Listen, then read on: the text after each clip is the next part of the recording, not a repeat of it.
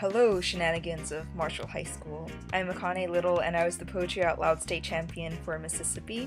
I am one of the incredible, illustrious Katya Gilbo's friends. I heard that you guys are doing a poetry slam tonight, so that's really exciting. Poetry Out Loud isn't exactly, it's actually really different from a poetry slam. Our pieces that we recite are not supposed to be written by us. A second big difference is that it's not as emotional as slam poetry is. We just take regular poems that you find in a textbook or in a dusty, beautiful volume of poems, and we give them life by reciting them.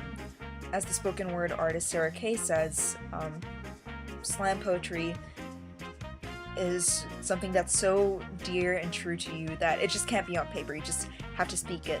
I didn't experience my first true poetry slam until the final day at the national competition. We were at the after party, and when one of the finalists walked in, he just, he wasn't in a suit and tie anymore. He was, snapback and Poetry Out Loud t-shirt, jeans, and he was in the middle of a circle at the end of the room, and I went and checked it out, and he was reciting one of the pieces that he'd written, and it was slam style. And then he got out of the circle, and our national champion from last year, Kristen Dupart, who is from Mississippi, Kristen came into the circle, and she started reciting another piece of spoken word. And after she was done reciting, the guy who first started it, his name is Raphael, he's from Illinois, he taught us that one thing that you're supposed to do when you hear something that you like in slam poetry is snap. So you guys should do that tonight.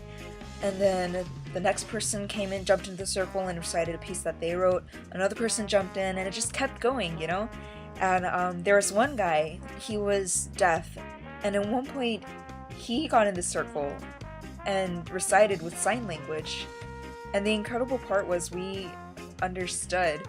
None of us knew sign language, but still everybody was snapping left and right at the same moments, and it was just magical in a way.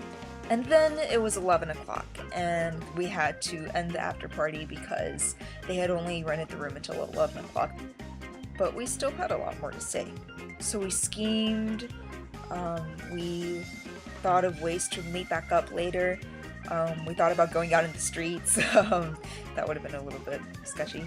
We ended up in the hotel's gym, and we settled down, and after hearing all of the words and all of the raw emotion that was put out in that circle up until then, I had to say something too. So I grabbed a piece of newspaper, stole a pen from the front desk, and I wrote a piece, and when it was done, I recited it, and people understood it.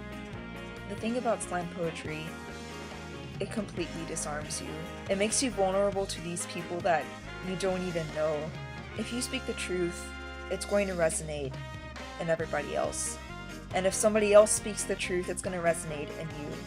And I think that's the amazing part about slam poetry. It's raw emotion, it's truth, stripped away of its pretensions. It's just there.